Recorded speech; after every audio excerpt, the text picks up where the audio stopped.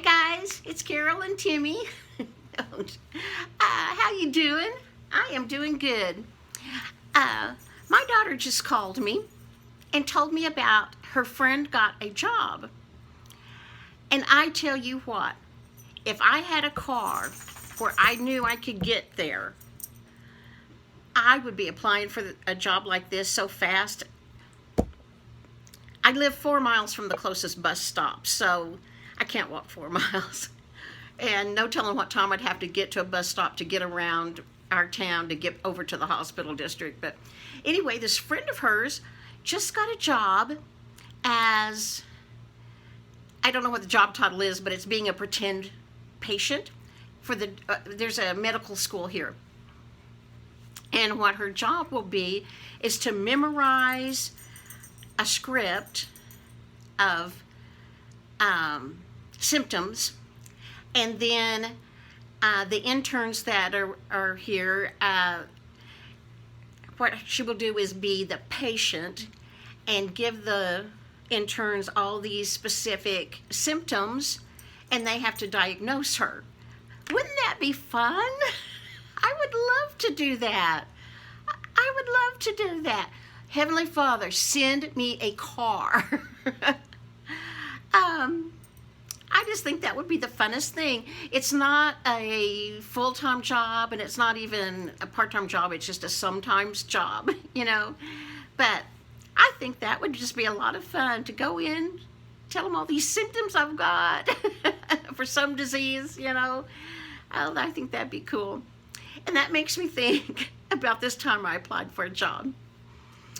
I was listening to Pam Talks, watching Pam Talks channel earlier, and she was talking about because she's not beautiful and dainty and things, people tend to look through her. That's how I feel.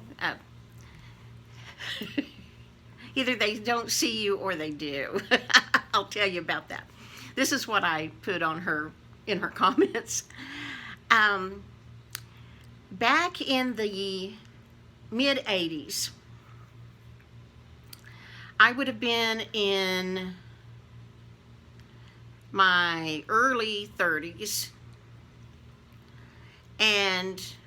or barely 30. Anyway, I weighed probably 130, 135 pounds. I weigh 190 now. So anyway, I wasn't overweight.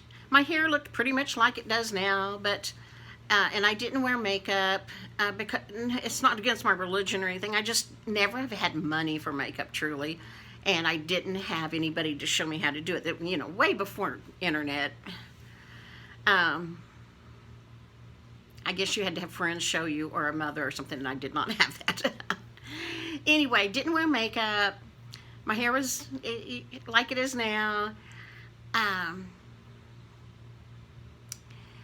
But I decided I needed to apply for a job. My husband had gotten a medical discharge from the military, and which was a very little check. I mean, very, very small check, because he only got like a 35% disability.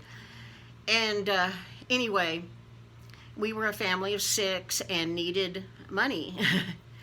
And so I decided I was going to get a job.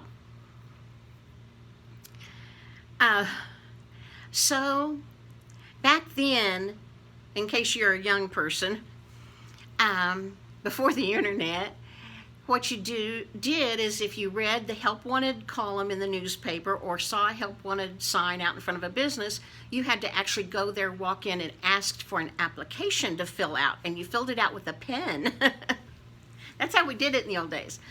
Anyway, there was a lady here in town that owned a card and party shop. It wasn't a chain.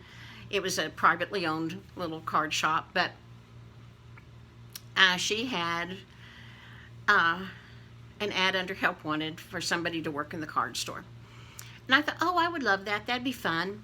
And so I put on the nicest thing I had.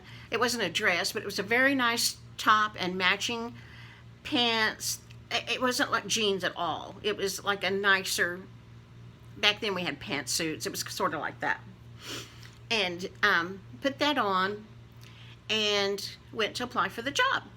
So I go in the card store. I knew which lady owned it. She was standing there doing something. And so I walked up to her and I said, I would like to have an application to apply for the job, please. Somebody's called me. I got to get that out of the way. She looked at me like this.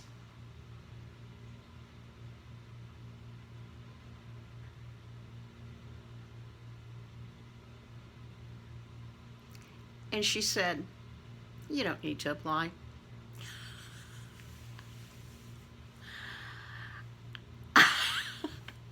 I was crushed.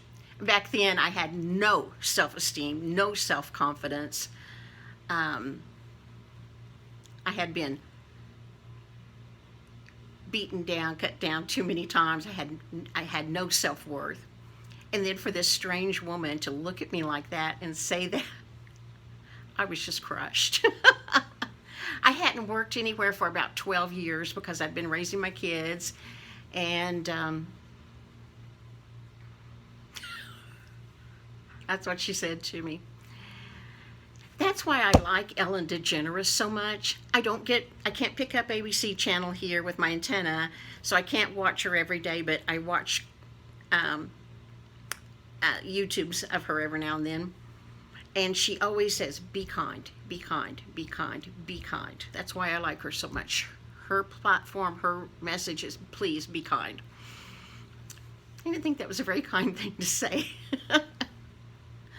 Oh my gosh, can you imagine somebody saying that to somebody? I mean, it wasn't like I went in there covered in mud and, you know, in sweatpants and a shirt with holes and my bra showing or anything. But anyway, I just thought I'd tell you about that experience.